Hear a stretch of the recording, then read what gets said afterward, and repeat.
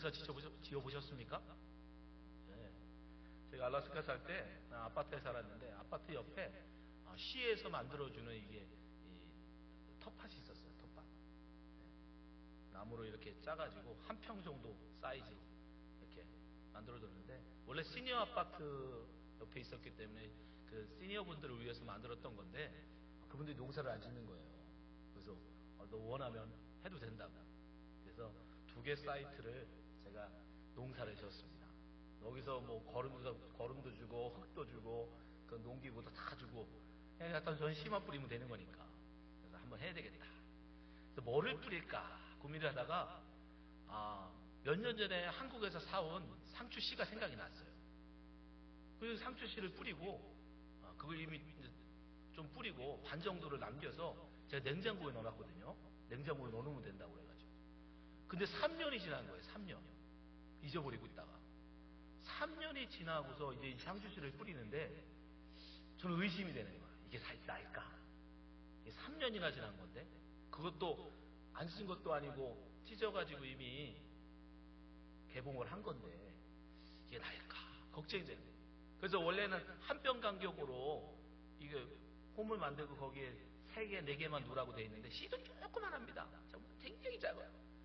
그래서 저는 안 되겠다. 이거 이렇게 뿌리면 안 날 것 같다. 그래서 홈을 파는 게 아니라 아예 길게 고랑을 판 다음에 쭉 뿌려버렸어요. 그 중에 10개 중에 1개씩만 놔도 괜찮다. 그래서 그냥 그 씨를 전부 다 그냥 고랑에다 다 뿌려버렸습니다. 그리고 매일 가봤어요. 나오나. 이게 나오나. 한 일주일쯤 되니까 파란 게 나오더라고요. 새싹이 조그마하게 나오는 세상에 씨가 하나도 안 죽고요. 다 나오는 거예요. 그러니까 고랑이 완전히 파랗게 완전히 더 덮여버리는 거예요. 그래서 할 수 없이 나중에 조금 더 큰 다음에 뽑았어요. 제가 보니까 4분의 3을 뽑아버렸어요. 씨가 그때 알았어요. 야, 씨가 안 죽으면 3년, 4년이 지난 씨도 나오는구나. 땅 속에 안 들어가서 그렇지 여러분 3년, 4년이 지난 씨도 땅 속에 들어가니까 싹이 트더라고요. 그러니까 생명이 있다는 건 생명이 있는 씨는 여러분 땅에 떨어지면 반드시 싹을 틔웁니다. 예수님께서도 오늘 이 씨를 가지고 우리에게 말씀해 주세요. 이 씨를 통해 이 씨 비유를 통해서 우리에게 오늘 3가지를 가르쳐 주십니다. 뭘 가르쳐 주죠? 첫 번째, 우리가 씨를 뿌리고 자라는데 사실 우리가 할 수 있는 건 아무것도 없다. 말씀의 씨가 뿌려지면 너희들이 할 수 있는 것은 그저 가만히 있어서 하나님의 놀라운 역사를 바라봐라. 오늘 씨 뿌리는 비유를 통해서 한번 말씀 보시기 바랍니다. 26절 27절 보세요. 또 가라사대 하나님의 나라는 사람이 씨를 땅에 뿌린 것 같으니. 자, 씨를 뿌립니다. 근데 27절 보세요. 저가 밤낮 자고 깨고 하는 중에 씨가 나서 자라되 그 어떻게 된 것을 알지 못하느냐. 여러분 농부가 씨를 뿌릴 때 할 수 있는 건 뭐예요? 그 씨 뿌리는 거예요. 그 씨가 거기서 싹을 틔우고 하는 거에 있어서는 농부가 할 수 있는 게 없어요. 그 싹이 생명력 있는 싹이 뿌리를 내리고 싹을 틔우는 건 그건 하나님의 역사인 거예요. 농부는 단지 믿음을 가지고 기다리는 거예요. 잠잠히 이 싹은 싹을 틔울 거야. 이 씨는 생명이 씨니까 반드시 날 거야. 저처럼 믿음 없이 매일 가서 들여다보고 재촉한다고 여러분 빨리 나오지 않아요. 기다리는. 그러면 그 싹은 반드시 싹을 틔웁니다. 하나님께서 우리에게 말씀을 던지시는 게 똑같아요. 하나님의 생명의 말씀이 여러분 우리 속에 떨어지면요, 우리가 할 수 있는 건 없어요. 이 싹을 우리가 틔워보겠다고, 이 싹을 우리가 잘 자라게 해보겠다고 여러분 걸음을 줄 수 있는 것도 아니고 비료를 주는 것도 아니고. 오히려 아시죠 여러분? 새싹 뿌려놓고 비료 주면 다 죽습니다. 어린 새싹에다가 비료를 주면 다 죽어요. 오히려 농부는 기다려줘야 돼요. 그것이 싹을 틔우고 자랄 때까지 기다려줄 수 있어야 돼요. 우리의 말씀도 마찬가지입니다. 하나님의 놀라우신 역사, 하나님께서 그 생명의 말씀을 뿌리내리고 싹트게 할 것이라는 것을 믿음을 가지고 기다리는 거예요. 하나님께서는 이스라엘 민족을 구원하시고요, 곧바로 가나안으로 데려가지 않으셨어요. 내가 너희들을 가나안으로 이끌겠다 말씀하셨지만 그들이 첫 번째 당하는 어려움은 뭡니까? 바로의 마음을 바꿔서, 바로가 가라고 해놓고 그새 마음을 바꿔서 쫓아오는 거예요. 군대를 데리고 무섭게 쳐들어옵니다. 근데 이스라엘 민족 앞에는 뭐가 있어요? 하필이면 홍해 바다가 가로막고 있어요. 앞에는 홍해 바다고 뒤에는 바로의 군대예요. 앞으로도 못 가고 뒤도 못 가요. 이스라엘 민족이 할 수 있는 게 아무것도 없어요. 그들의 구원을 위해서 자기들이 할 수 있는 게 아무것도 없어요. 그 길로 인도하신 분이 누굽니까? 그 길로 가라고 한 분이 누구예요? 하나님이에요. 하나님이 그 길로 가라고 했어요. 그 홍해길로 가라고 했어요. 근데 현실은 뭐예요? 앞에는 홍해 바다, 뒤에는 애국 군대. 잡히면 다 죽는 거예요. 근데 그때 우리가 어떻게 해야 돼요? 하나님은 모세를 통해서 이렇게 말씀하셨어요. 모세가 백성들에게 이르되 너희는 두려워 말고 가만히 서서 여호와께서 오늘날 너희를 위하여 행하시는 구원을 보라. 너희가 오늘 본 애굽 사람을 또다시 영원히 보지 못하리라. 여호와께서 너희를 위하여 싸우시리니 너희는 가만히 있을지니라. 아멘. 하나님의 행하시는 구원을 보라는 거예요. 하나님의 행하시는 능력을 보라는 거예요. 일부러 그걸 보여주시려고 그대로 홍해길로 인도하시는 거예요. 우리가 살아간다는 거, 하나님을 믿고 살아간다는 게 뭐냐? 그건 여러분, 하나님을 믿으며 가만히 서서 하나님의 역사를 기대하는 것이죠. 믿음이라는 건 다른 게 아니에요, 여러분. 기다릴 줄 아는 거예요.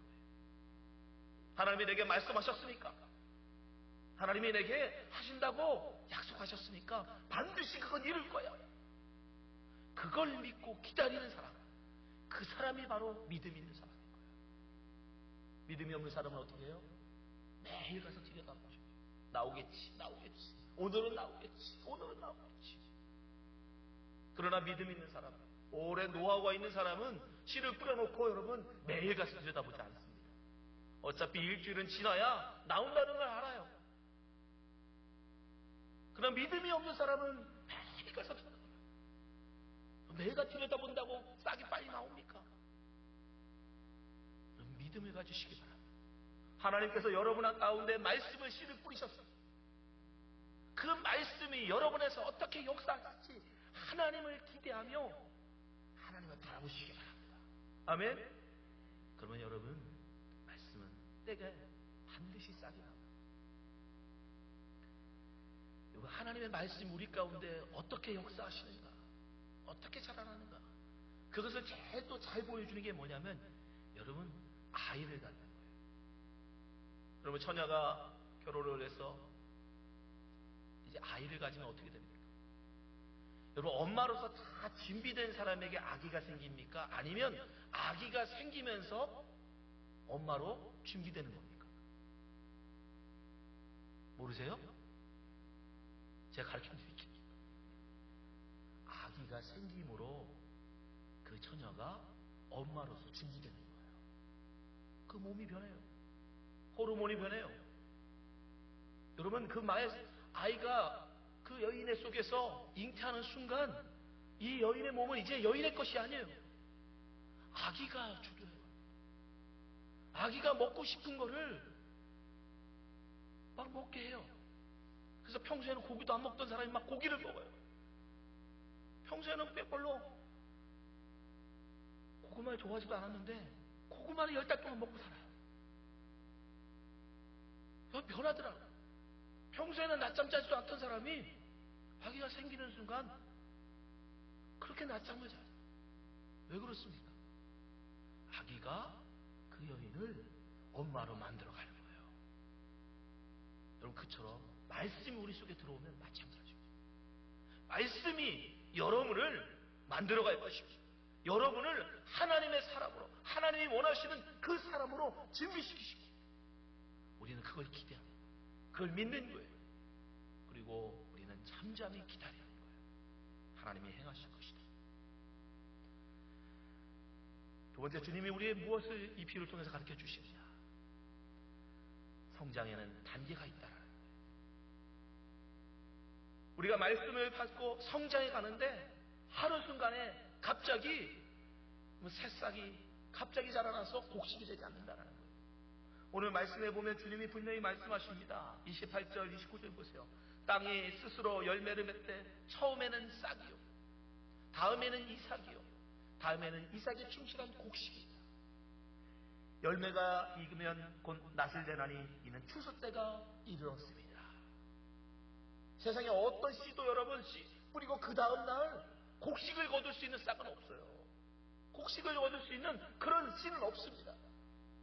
반드시 씨는 땅에 떨어져 가서 어느 정도 시간이 돼야 새싹을 낳고, 새싹이 어느 정도 자라나야 여러분 이삭이 맺힙니다. 다 그 자라는 단계가 있어요. 때가 있어요. 이 때를 뛰어넘을 수는 없어요. 우리는 그 단계를 거쳐서 결국 결실이라고 하는, 추수라고 하는 열매를 맺는 그 단계에 이르게 되는 거예요. 근데 사람들은 어떻게 해요? 자꾸 뛰어넘으려고 해요. 우리의 신앙에서 단계를 자꾸 넘어가려고 해요. 초신자, 새신자가 왔으면 새신자는 새신자 단계에서 새신자가 배우고 알아야 할 것들을 알아가는 거예요. 그리고 새신자가 어느 정도 지나고 나면 그제서 이제 교회에 어느 정도 봉사를 하고 헌신을 하고 훈련을 받아가는 거예요. 그렇게 교회 일들을 알고 배우고 되다 보면 나중에 어느 순간 교회의 인도자가 되고 지도자가 되고 다른 사람들을 가르치는 그 사이의 단계에 올라가는 거예요. 근데 오자마자 내 마음대로, 내 뜻대로, 내가 하고 싶은 대로 교회를 이끌어 가려고. 여러분, 신앙에도 단계가 있어요. 그 때를 따라서 여러분 우리는 성숙해 가야 되는 거예요. 제가 씨를 뿌리다 보니까요, 씨들도 다 성격이 있나 봐요. 어떤 녀석은 빨리 나오는 녀석도 있더라고요. 제 생각에는 너무 깊지 않게 심겨진 것 같아요. 적당한 깊이가 있지 않습니까? 여러분, 상추씨는 얼마 정도 깊여야 돼요? 모르시죠? 10cm입니다. 10cm. 10cm 깊이는 심어야 돼요. 너무 얕게 심으면 어떻게 돼요? 너무 빨리 나와요. 싹이 너무 빨리 나오면, 나와야 될 때에 나오지 않고 빨리 나오면 어떻게 돼요? 서리에 얼어 죽습니다. 추위를 견디지 못하고 결국 얼어 죽어요. 그러니까 때가 됐을 때 나와야 되는 거예요. 빨리 나간다고 빨리 자라고 빨리 열매 맺는 게 아니에요. 다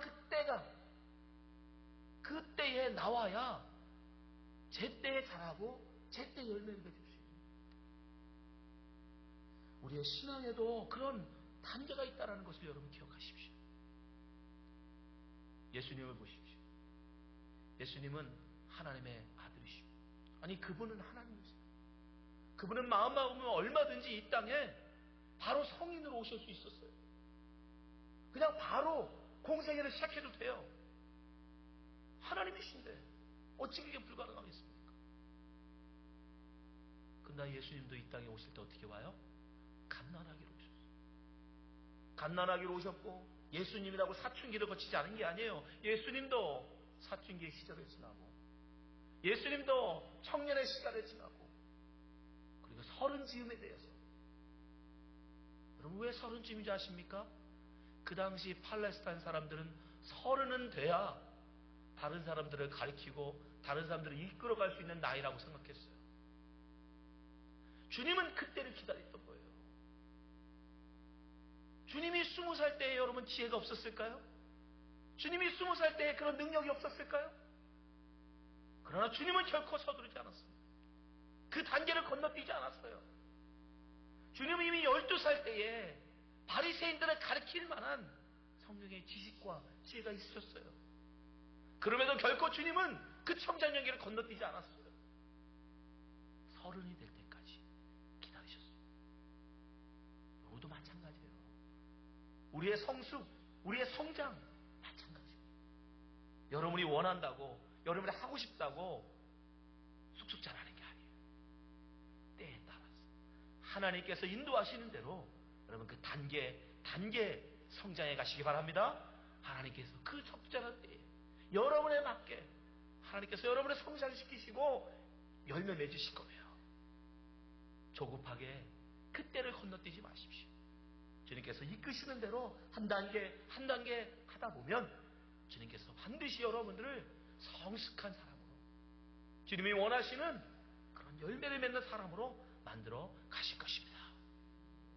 마지막으로 주님은 지금은 비록 작지만, 지금은 세상의 눈으로 보면 굉장히 겨자씨같이 작고 연약하지만, 그러나 비전을 가지고 꿈을 가지고 심으라고 말씀하세요. 자, 31절 32절 말씀 한번 보세요. 겨자씨 하나과 같으니 땅에 심길 때에는 땅 위의 모든 씨보다 작은 것이로되 심긴 후에는 자라서 나물보다 커지며 큰 가지를 내니 공중의 새들이 그 그늘에 깃들일 만큼 되니라. 아멘. 겨자씨. 왜 주님은 하필이면 겨자씨입니까? 씨 중에 가장 작은 씨. 아마 예수님이 한국에서 이 비유를 하셨으면 무슨 씨로 했을까요? 여러분 보신 적 있는지 모르겠어요. 담배씨입니다. 담배씨.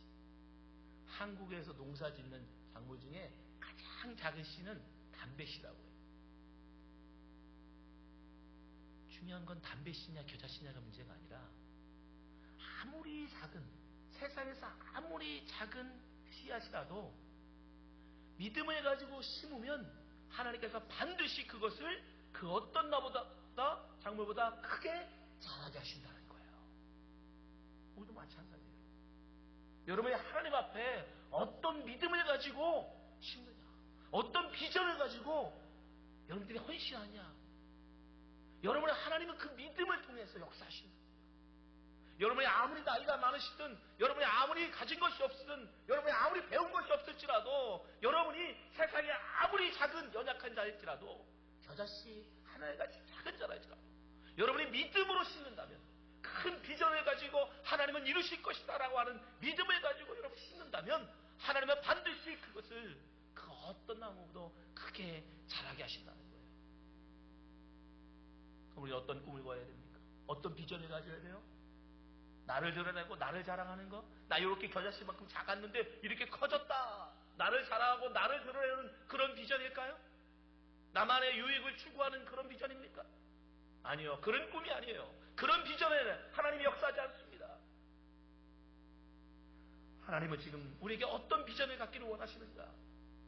여러분, 겨자씨 하나가 심겨져서 자랐는데 그가 무엇을 합니까?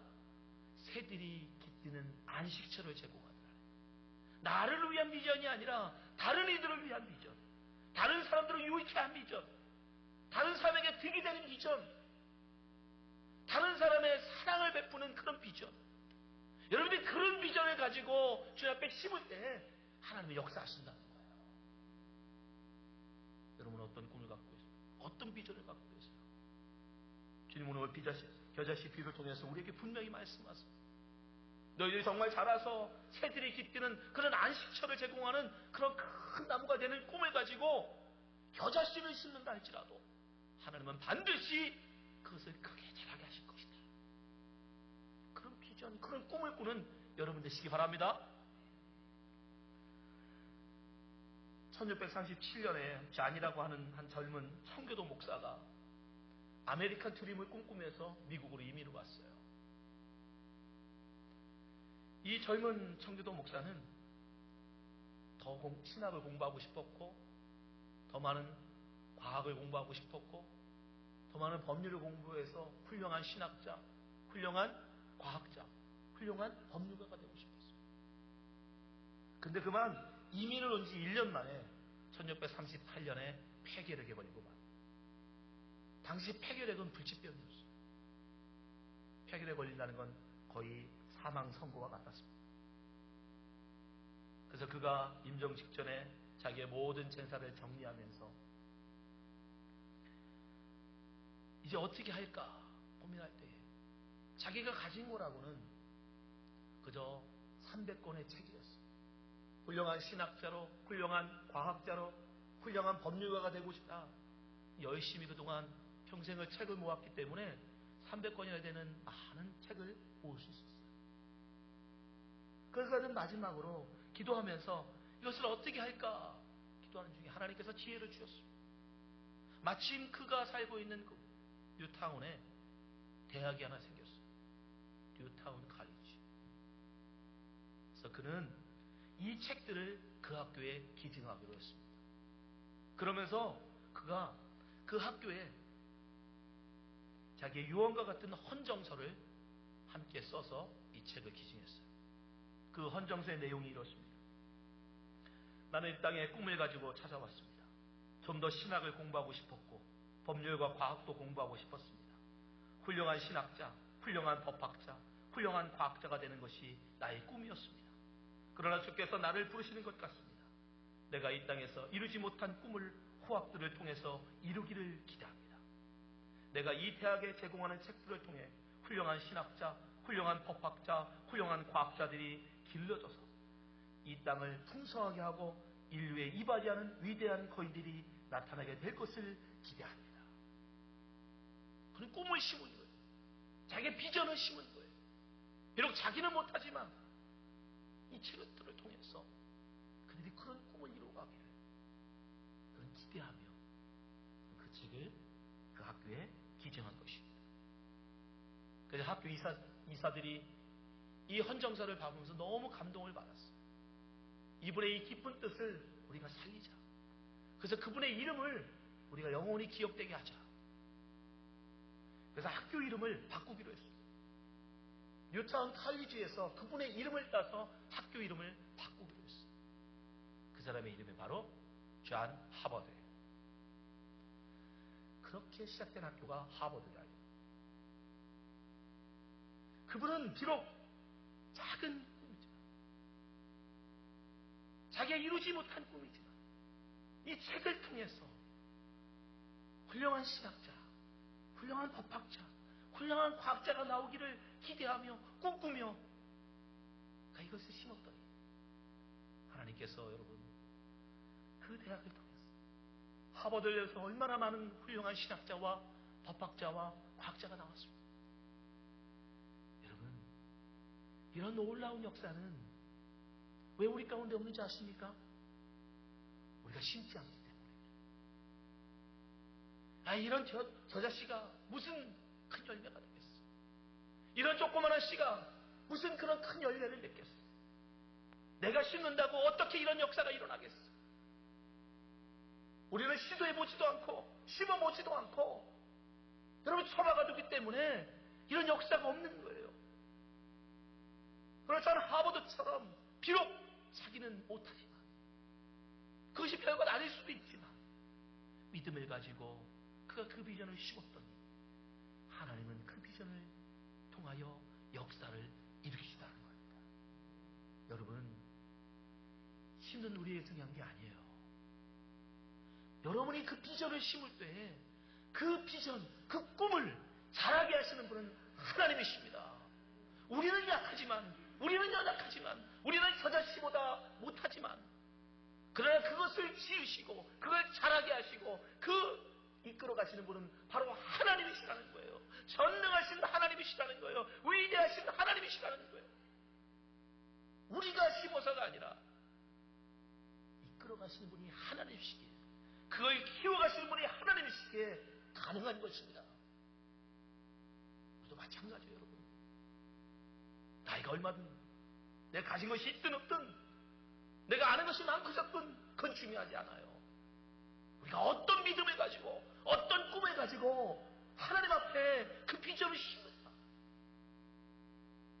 그 믿음을 심을 때 하나님은 역사하십니다. 저 자식 하나님 할지라도 하나님은 그것을 자라서 그 어떤 보다 큰 나무로 자라게 하시고 새들이 깃드는 그런 안식처를 제공하는 그런 유익한 나무로 자라게 하실 것입니다. 사랑하는 성도 여러분, 꿈을 심으시기 바랍니다. 하나님을 믿으시고 우리를 자라게 하시고 성장시키시는 그런 하나님을 기대하시면서 여러분 꿈을 심으시기 바랍니다. 씨가 자라는 건 우리의 노력이 아니에요. 우리가 뭘 한다고 되는 게 아니에요. 하나님이 성장시키시고 하나님이 자라게 하십니다. 우리는 단지 뿌리고 믿음을 가지고 기다리는 거예요. 잠잠히 기다리면 하나님은 하나님의 일을 이루어나가세요. 그러나 단계가 있습니다. 하루순간에 다 자라게 하지 않으세요. 때로는 정말 이것이 죽었나 싶을 정도로 싹이 안 나올 수도 있어요. 어떤 씨는 빨리 나오지만 어떤 씨는 오랫동안 땅속에 있는 씨도 있습니다. 그러나 여러분 믿음을 가지고 기다리면 하나님은 반드시 싹 틔우시고 그 자라게 하시고 결실케 하십니다. 우리는 그때를 기다리는 거예요. 하나님이 이루실 것이라는 믿음을 가지고 그때를 따라 여러분 우리는 기다리는 거예요. 그러면 여러분이 심은 그 비전은 반드시 열매를 맺습니다. 오늘 이 아침에 이 말씀을 듣는 모든 성도님들이 정말 포기하지 말고 너무 작다고 너무 보잘것없다고 다른 사람 비해서 너무 연약하다고 포기하지 마시고 정말 믿음으로 주님 앞에 비전을 심는 여러분 되시기 바랍니다. 그래서 주님 앞에 풍성한 열매를 얻는 여러분 되시기를 주님으로 축원합니다. 기도하겠습니다.